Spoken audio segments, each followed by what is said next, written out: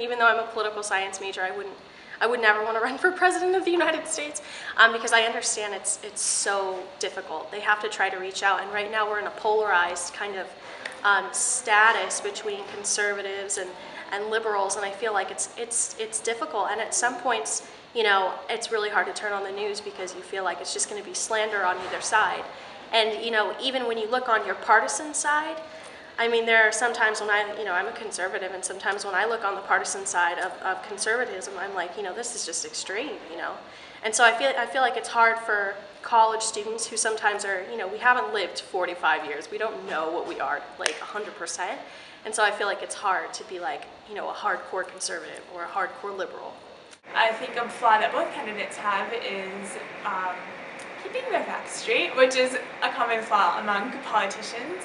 But both of them are very strong in keeping like their passion raging and kind of representing their party, which is increasingly partisan, and that makes me a little bit upset, but that's a different topic. So I think the election comes up a lot. I think a lot of people at Wellesley would say that.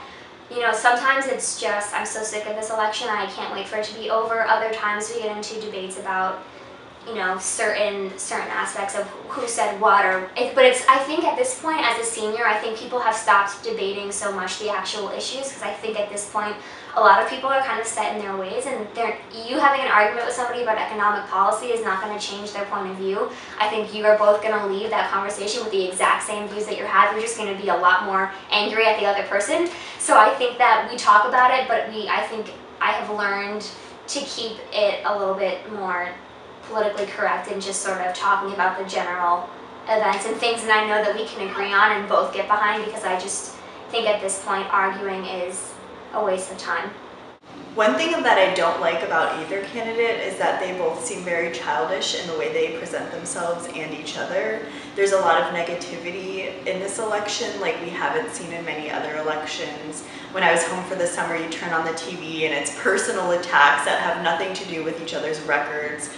So that is really kind of irritating when you want to learn about the facts.